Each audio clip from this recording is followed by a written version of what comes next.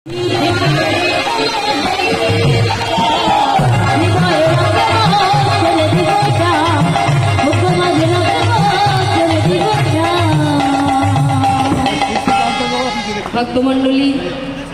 আজকে সময়ের মধ্যে অনুষ্ঠান শেষ করতে হবে, তো যাই হোক আমরা একটু এগোনোর চেষ্টা করি। তা ভক্তরা সবাই মিলে গৌরহরিকে সেবা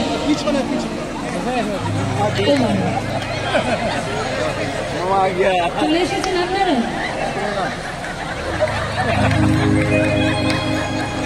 কি ভালো,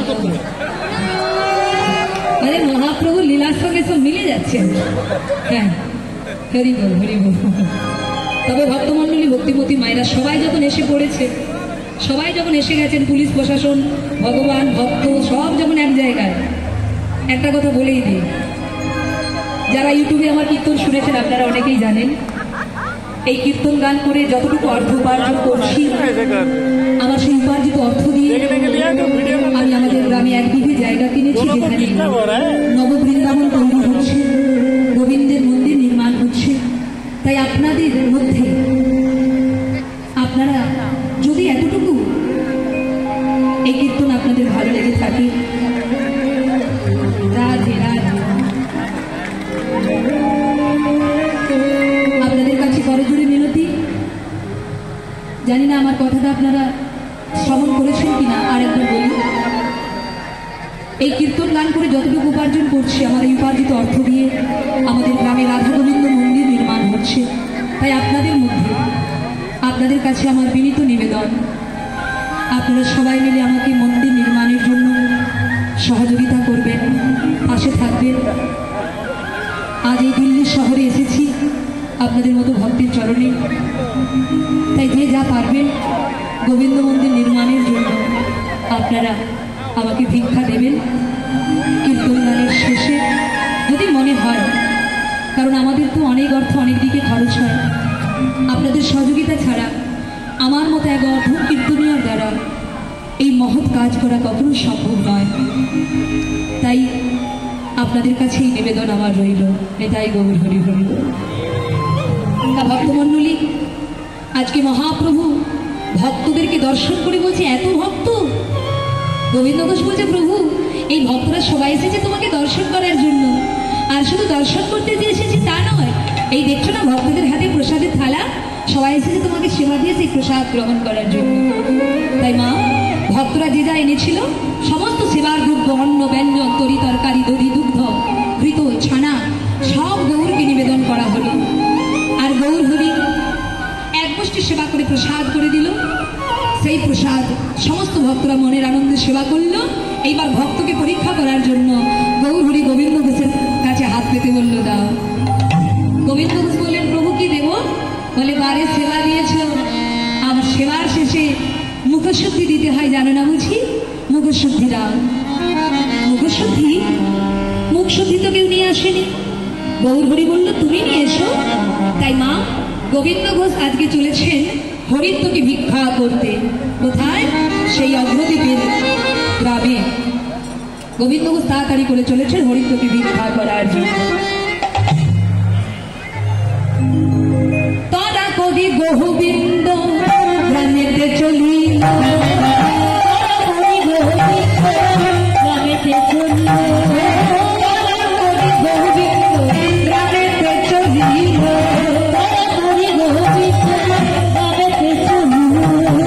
প্রভুর তরে মুখশুদ্ধি মাধু বলি করিল,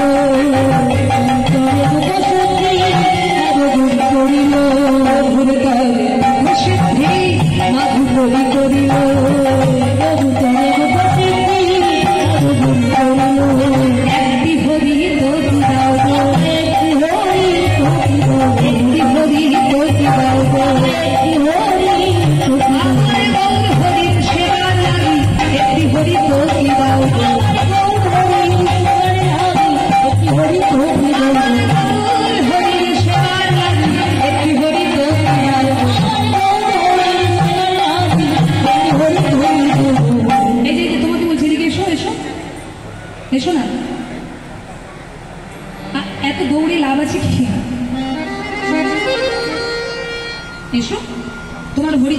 তো আমি দিচ্ছি, এসো দেখি, এসো।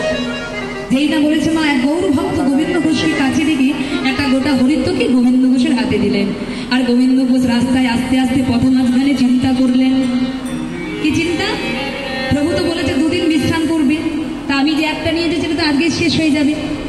না, এক কাজ করি, আমি বলো এই গোটা হরিত্বকে আজকে প্রভুকে দেব না। এই বলে মা রাস্তার মাঝখানে গোবিন্দ ঘোষ একটা পাথর দিয়ে হরিত্বকিটাকে ভেঙে দিলেন, দুটুকরো করে দিলেন।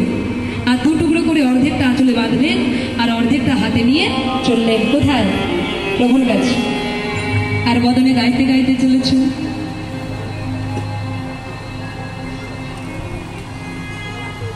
ভগবানের গুণ মহিমা গুণ কীর্তন। আর গাইতে গাইতে গৌর হরির কাছে এসে গোবিন্দ ঘোষ বলে উঠলেন, প্রভু প্রভু এই নাও নাও। গোবিন্দ তুমি হরিত্ব কি এনেছো? দাও। এই বলে সেই অর্ধে হরিত্ব কি মহাপ্রভু সেবা করলেন। কি আনন্দ মহাপ্রভু! কারণ ভক্ত এত কষ্ট করে 3 মাইল হেঁটে, 3 মাইল মানে মোট 6 মাইল যেতে আসতে, এত দূর পথ গিয়ে ভক্ত আমার জন্য হরিত্ব কি এনেছে। প্রভু বড় খুশি। আর প্রভুর খুশি দেখে, হাসি মুখ দেখে ভক্তের মনে বড় আনন্দ। কিন্তু বাবা এই জায়গাটা একটু মন দিয়ে শুনবেন, একদম মন অন্যদিকে নয়, সবাই একটু স্থির হবেন। দেখতে দেখতে দ্বিতীয় দিন এসে গেছে। দ্বিতীয় দিন, কারণ 2 দিন বিশ্রাম নেবে বলেছে। দ্বিতীয় দিন প্রথম দিনের থেকে ভক্তের সমাগম আরো বেশি। সেই প্রথম দিনের নিয়মে গৌর হরিকে সেবা দেওয়া হলো। গৌর হরি সেবা করলেন। আবার মুখশুদ্ধির জন্য গোবিন্দ ঘোষের কাছে হাত পাতলেন, দাও। আর বাবা যেই বলেছে দাও, গোবিন্দ ঘোষ আর বিলম্ব করলেন না।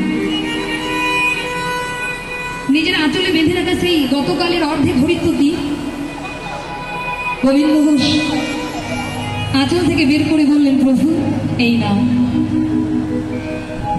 গোবিন্দ এই হরিত্বকে তুমি কোথায় পেয়েছো? ও আসলে কি হয়েছে জানো প্রভু, গতকালকে একটা গোটা হরিত্বকে পেয়েছি, কিন্তু মনে হলো এই একটা নিয়ে গেলে তো আজকে শেষ হয়ে যাবে, তাই অর্ধেকটা গতকাল তোমায় দিয়েছি আর অর্ধেকটা আজকের জন্য সঞ্চয় করে রেখেছি, সেটাই তোমার হাতে অর্পণ করেছি। এই নাও প্রভু। গোবিন্দ তুমি কি করেছো? গোবিন্দ তুমি কি করেছো? তুমি না সন্ন্যাসী, তুমি না সন্ন্যাসী, তুমি কি ভুলে গেছো? তুমি কি ভুলে গেছো? সন্ন্যাসী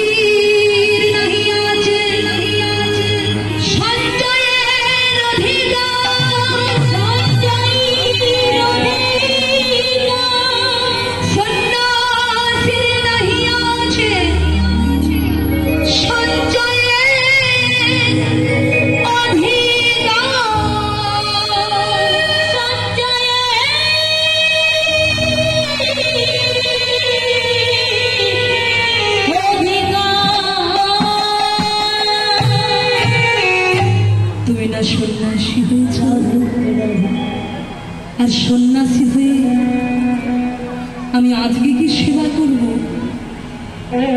তুমি গতকাল থেকে সেটা সঞ্চয় করে রেখেছ। তাই গোবিন্দ তুমি সন্ন্যাসী সেজেছ মাত্র,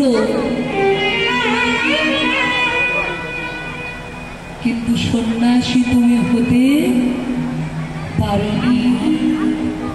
তাই যারা শুধু সাজে কিন্তু অন্তর থেকে হতে পারে না, আমি তাকে কোনোদিন আমার সঙ্গী করি না। তাই এই মুহূর্তে এই অগ্রদ্বীপে গঙ্গার তীরে আমি তোমায় নির্বাসন দিলাম।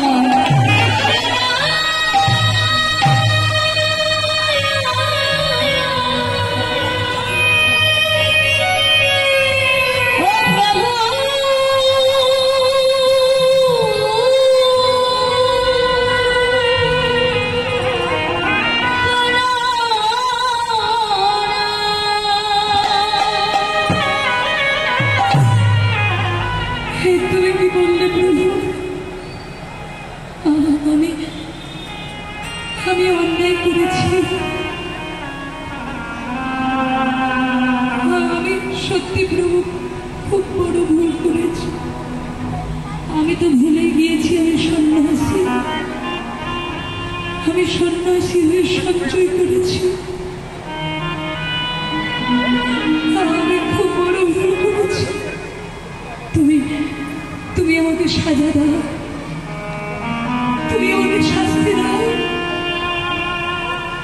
আমি আমি যে হাত দিয়ে সঞ্চয় করেছি, আমার এই হাত যেন গলিত কুষ্ঠের জ্বালায় গলে খসে পড়ে যায়। আমি গলিত কুষ্ঠের জ্বালায় সহ্য করতে পারবো।